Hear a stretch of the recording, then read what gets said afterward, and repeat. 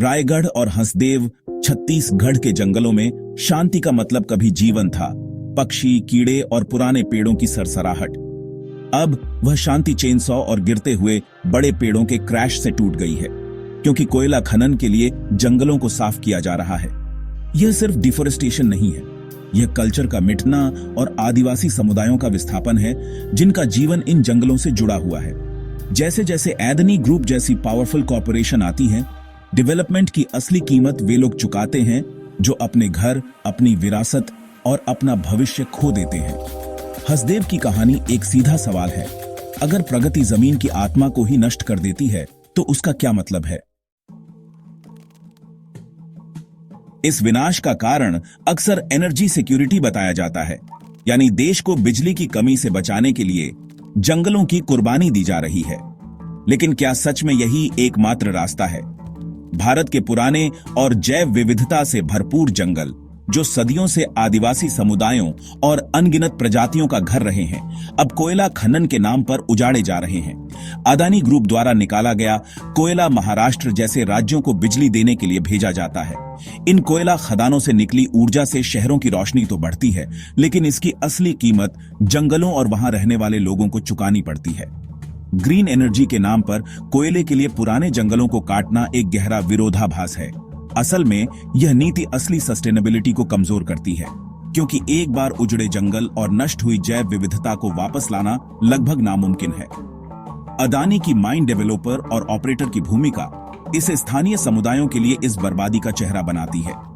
इन समुदायों को न तो पर्याप्त मुआवजा मिलता है, न ही उनके जीवन और संस्कृति की सुरक्षा होती है। उन्हें बहुत कम फायदा दिखता है और सारा नुकसान उठाना पड़ता है। यहाँ ग्रीन एनर्जी शब्द को तोड़ मरोड़ कर इस्तेमाल किया गया है ताकि इरिप्लेसेबल इकोसिस्टम्स के विनाश को सही ठहराया जा सके। एंडेंजर्ड स्पीसीज और फ्रैजाइल हैबिटेट्स को अनदेखा कर दिया जाता है, जबकि असली हरित ऊर्जा के विकल्पों पर ध्यान नहीं दिया जाता। जिम्मेदारी धुंधली है कॉरपोरेशन, राज्य और केंद्र सरकार के बीच। इसलिए कोई जवाबदेह नहीं है, क्योंकि जंगल गिर रहे हैं। नीतियों की अस्पष्टता और जवाबदेही की कमी से पर्यावरणीय नुकसान और भी बढ़ जाता है। यह प्रगति नहीं है, यह राष्ट्रीय हित के नाम पर छिपा हुआ इकोलॉजिकल सेल्फ हार्म है।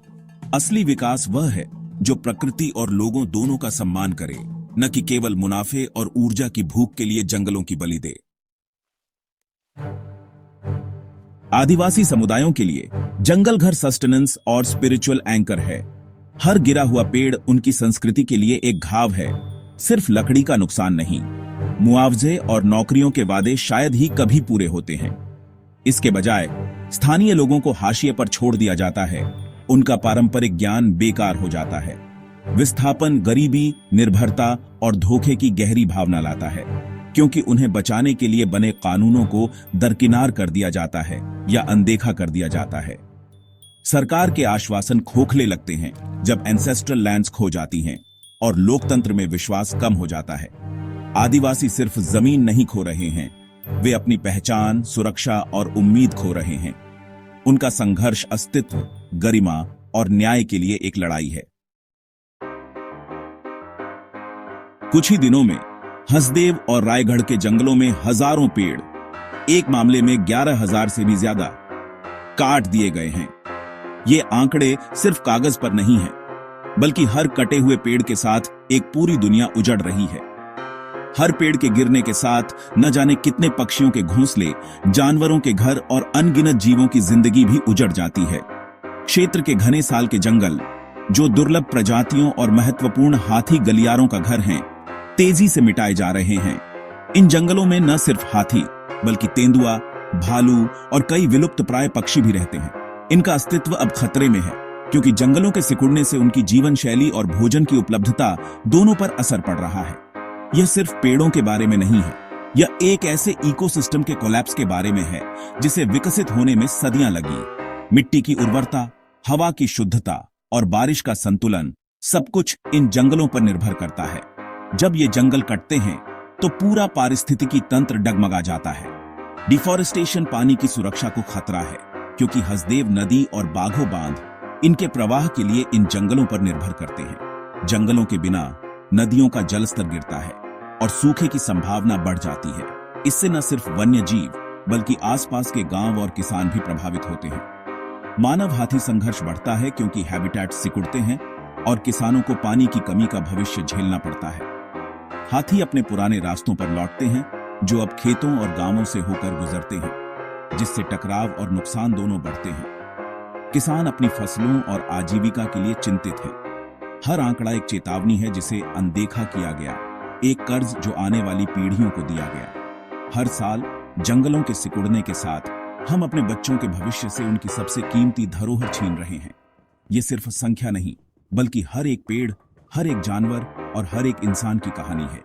विनाश व्यवस्थित, अथक और लोगों और प्रकृति दोनों के लिए विनाशकारी है।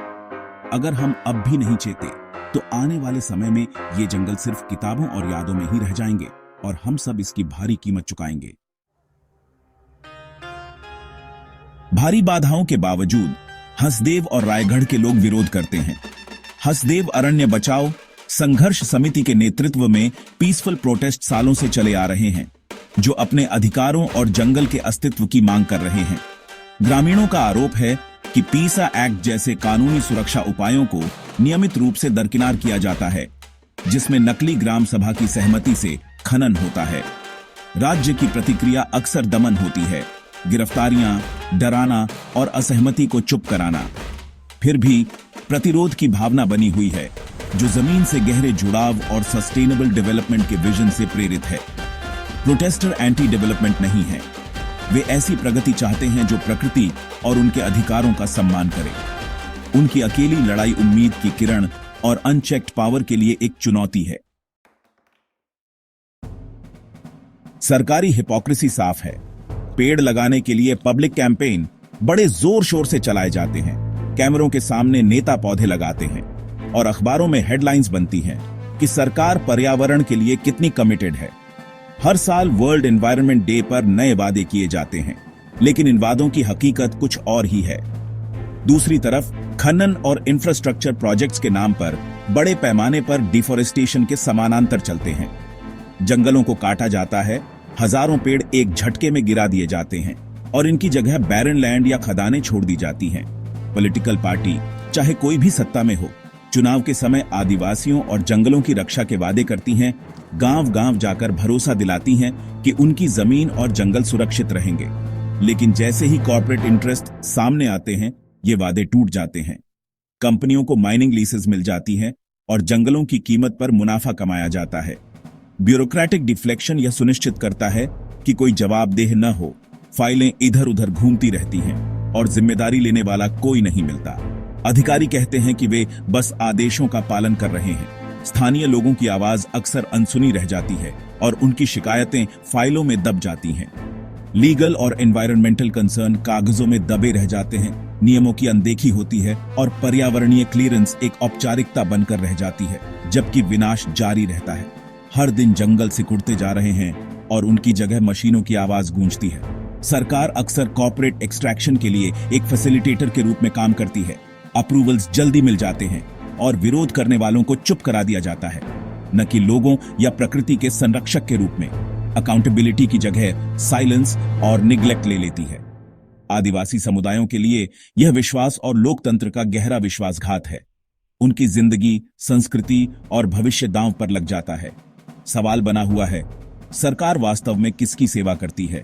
लोगों की, जंगलों की या सिर्फ कॉर्पोरेशन की? जवाबदेही और न्याय की उम्मीद अब भी अधूरी है। साइंटिफिक इंस्टीट्यूशंस ने चेतावनी दी थी कि हसदेव के जंगल इकोलॉजिकली इनवैल्यूएबल हैं और खनन के लिए नो गो जोन होने चाहिए। रिपोर्ट्स ने क्षेत्र की बायोडिवर्सिटी, हाथी गलियारे के रूप में इसकी भूमिका और पानी की सुरक्षा के लिए इसके महत्व पर प्रकाश डाला। इन एक्सपर्ट रिकमेंडेशंस को अनदेखा कर दिया गया।